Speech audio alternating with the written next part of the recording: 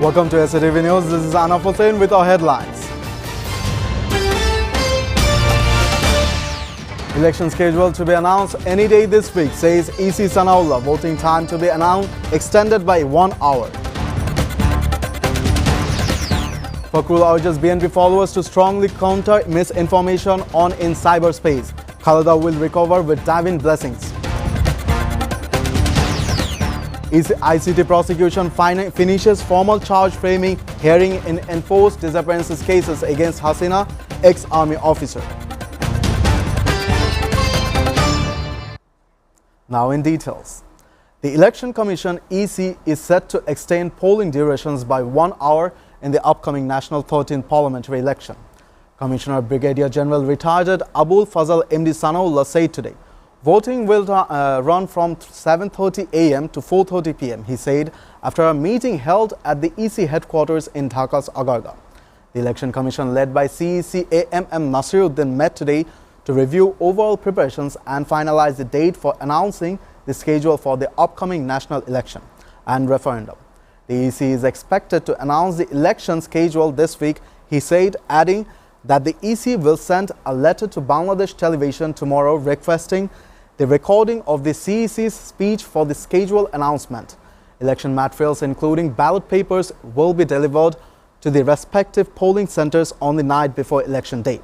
He added the Commission will also review overall preparations for both votes ahead of briefing the President on December 10. The meeting began around 10:45 a.m. at the EC headquarters in Agarga. Chief Election Commissioner AMM Nasiruddin is presiding over the 10th Commission meeting, joined by other election commissioners and EC officials.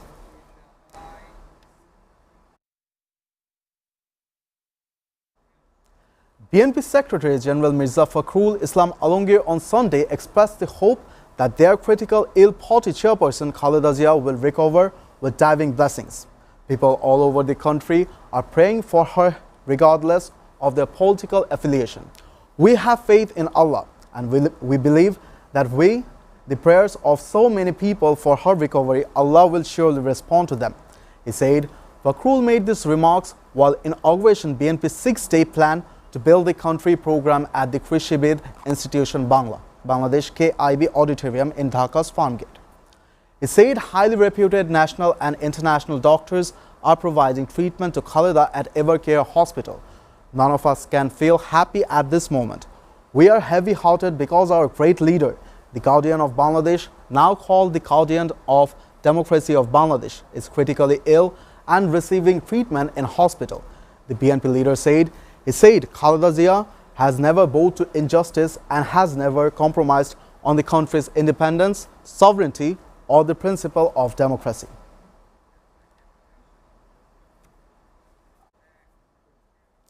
The International Crimes Tribunal 1 prosecution today completed its hearing on charge framing against 13 individuals, including former Prime Minister Sheikh Hasina and several army officials, in a crime against humanity case on enforced disappearances and torture at the Joint Interrogation Cell JIC during the Army League's tenure. The 3-member ICT-1, led by Justice MD Gholam Murtuza Majumdar, fixed Tuesday for hearing the State Defense and the Defense Counsel for the accused. Chief Prosecutor Muhammad Tajul Islam conducted the hearing on behalf of the state. He presented accounts of enforced disappearances and torture of anti-government individuals taken to JIC cell, as well as incidents involving 26 people who went missing between 22 October 2015 and 5th August 2024. Citing 5 related charges, he applied for the framing of charges and the commencement of trial against the 13th accused. The tribunal scheduled the next hearing for the State Defense and the Defense Counsel for the 3 arrested accused sought time. Azizur Rahman Dulu filed the application on behalf of the detained individuals.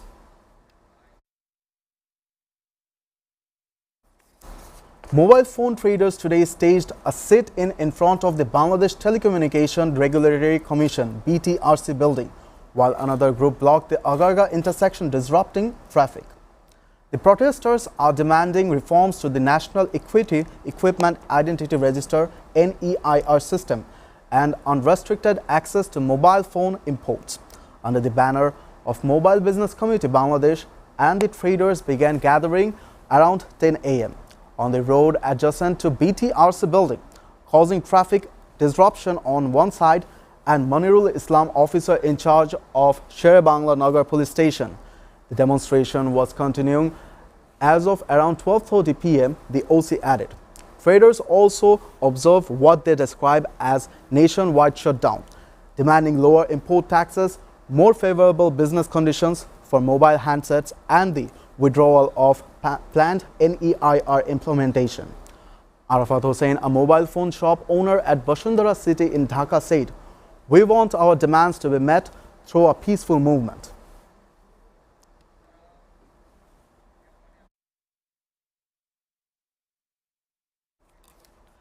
Three people were killed as an unidentified vehicle crashed into a motorbike in Bhanga Upazila of Faridpur early Saturday. The deceased were two brothers, Sumon and Imon, sons of Karim Mondol from Sadki Mohammadpur in Kumarkhali Upazila of Kushtia, and Ashik Molla. The speeding vehicle hit the motorbike around 1:30 a.m. near the Madhopur Bridge graveyard area on the Dhaka-Boishal highway, leaving the two brothers dead on the spot, said police. Injured rider Ashik Molla was taken to Bhanga Upazila Health Complex in critical condition, where he died while undergoing treatment. Hilaluddin, officer in charge of Bhanga Highway Police Station, said a team of police was sent to the scene immediately after receiving information. The bodies were handed over to the families on Sunday morning. Police are working to identify the vehicle and the driver, he said.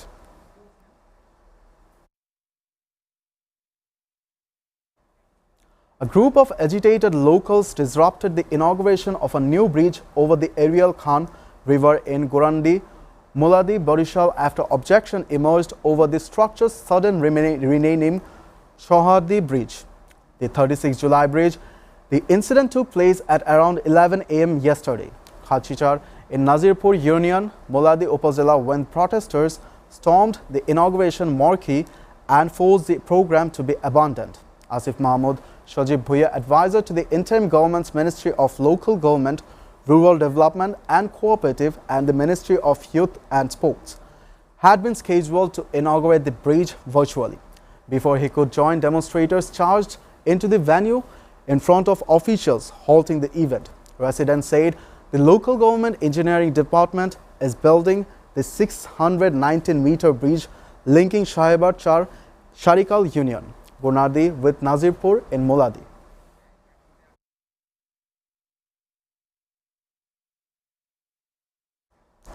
A freedom fighter and his wife were found dead with their throats slit at their home in Tarajganj, Upazila of Rangpur early Sunday. The deceased were identified as freedom fighter Jogesh Chandra Roy, a retired head teacher of local government primary school, and his wife Surbana Roy, resident of Khairapur Para village in Khosha Union. Taraganj police station officer in charge, MD Abu Saim Talukdar, said the couple were killed around 1 a.m. at their house. Neighbors and police said the couple went to bed as usual on Saturday night. On Sunday morning, neighbors called them repeatedly but received no response. And then a neighbor named Deepak climbed a ladder over the main gate and entered the house. He found Surbanna's body lying in the kitchen and Jogesh Roy body in the dining room, both with their throats slit. Viewers, we are taking a short break. Stay with us.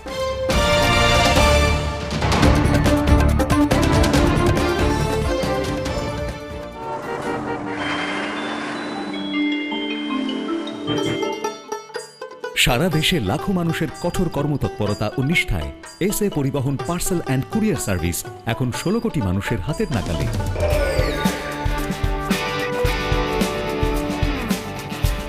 দীর্ঘ 30 বছর ধরে বিশ্বস্ততা ও দ্রুততার সাথে সেবা দেওয়ায় গ্রাহক সেবায় এখন শীর্ষে। বাংলাদেশে গ্রাহক সেবার সাফল্যের পর এসএ পরিবহন পার্সেল অ্যান্ড কুরিয়ার সার্ভিস এখন বিশ্ব বাণিজ্য কেন্দ্র সিঙ্গাপুরে। আপনার যে কোনো পণ্য সিঙ্গাপুর থেকে বাংলাদেশে বুকিংয়ের জন্য যোগাযোগ করুন SA Poribohon Private Limited, Logistics, Parcel and Courier Service, 22 Roberts Lane, Singapore 218302. Phone 0065 629 24900.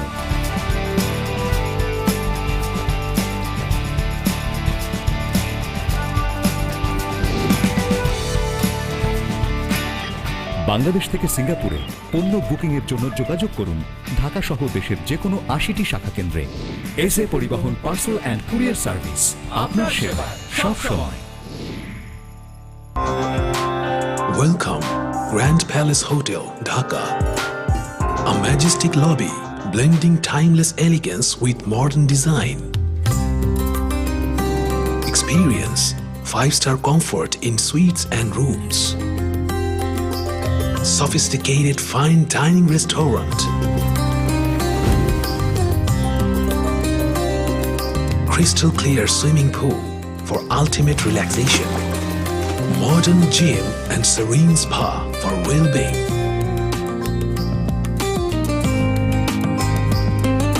Perfect venue for corporate events, weddings and parties.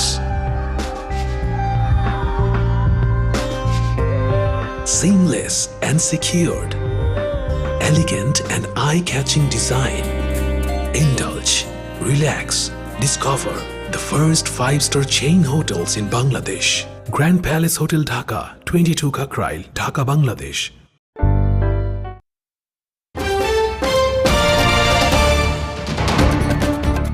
Welcome back. You're watching SATV News. News from abroad. US President Donald Trump's plan to take government equity stakes in strategic industries doesn't apply to major defense firms, the added head of Boeing Defense Unit said on Saturday. In contrast to previous comments by a senior government official, the government wants industries to make investments in facilities, and large contractors are expected to be able to do this without government assistance. Steve Parker, Chief Executive Officer of Boeing Defense, Space and Security, said on a panel at the Reagan National Defense Forum, an annual industry event in Simi Valley, California. Speaking about the prospect of the US government investing in exchange for ownership rights, it really only applies on the supply chain, particularly for the smaller companies coming through where that might be a way forward for them, Parker said.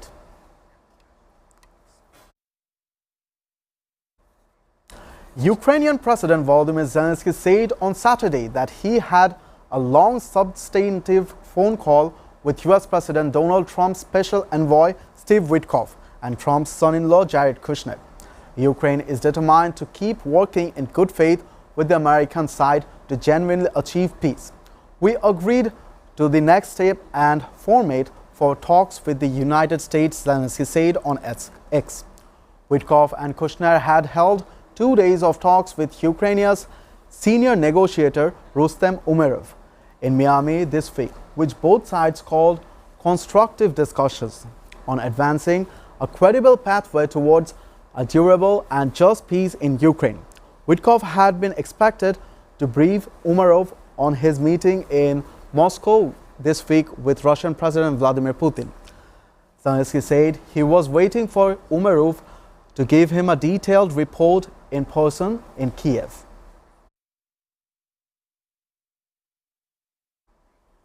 China's National Security Office in Hong Kong warned foreign media on Saturday not to spread false information or smear government efforts to deal with the city's worst fire in nearly 80 years.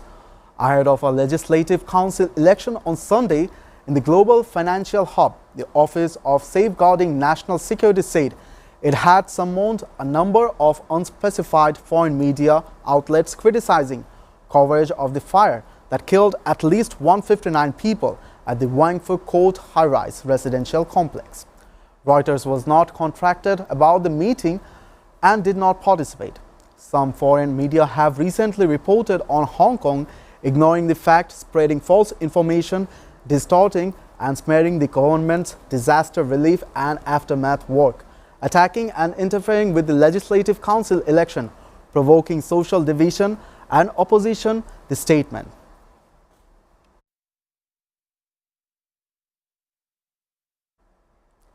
Hong Kong citizens were voting on Sunday in an election where the focus is on turnout, with residents grieving and traumatized after the city's worst fire in nearly 80 years, and the authorities scrambling to avoid a broader public backlash. Security was tight in the northern district of Tai Po, close to the border with mainland China, where the fire engulfed 7 towers.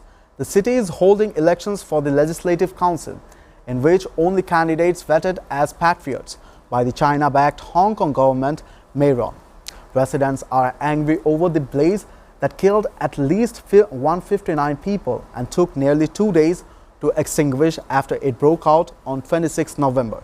The authorities says substandard building materials used in renovating a high-rise housing estate were responsible for fueling the fire.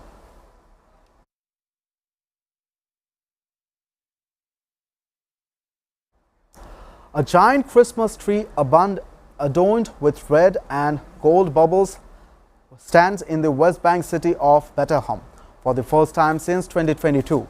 The Palestinian city, revered by Christians as the birthplace of Jesus, had refrained from public Christmas celebrations over the past 2 years, as was raised in Gaza. But as a precarious ceasefire in Gaza enters its second month, the city held a ceremony on Saturday night, lighting up the 20-meter tree at the edge of Manor Square. Thousands of Palestinians from across the West Bank and Israel filed the square, erupting the cheers when the tree's lights were turned on shortly before 8 a.m. "We came to celebrate, watch and enjoy, because for several years we haven't had a chance," said Randa Basul, a 67-year-old Palestinian from Haifa in Israel.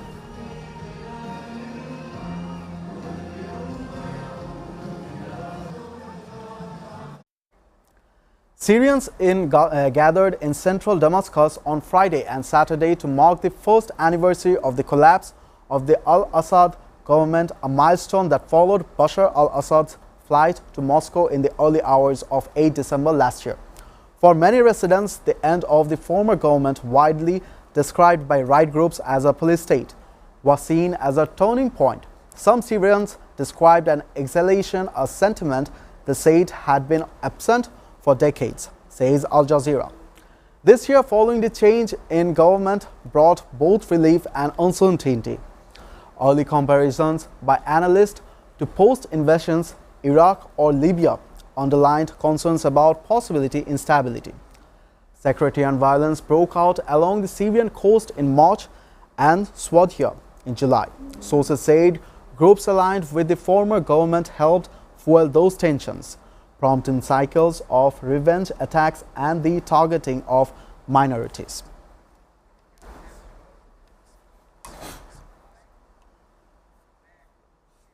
This week, Airbus got a brutal reminder that even the world's most delivered jet, the A320, isn't immune to shocks as disparate as solar flares and flawed metals.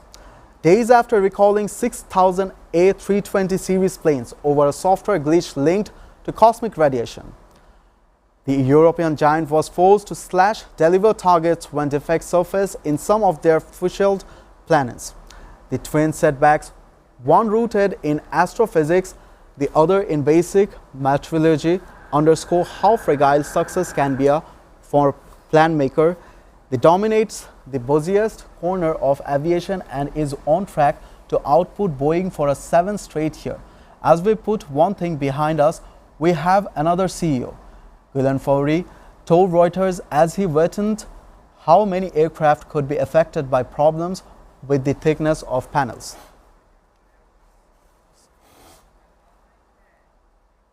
Before ending, we go through the headlines again. Election scheduled to be announced any day this week, says EC Sanolra. Voting time to be extended by 1 hour. Bakrul urges BNP followers to strongly counter misinformation on in cyberspace. Khalida will recover with diving blessings. ICT prosecution finishes formal charge framing hearing in enforced disappearances cases against Hasina, ex-army officers.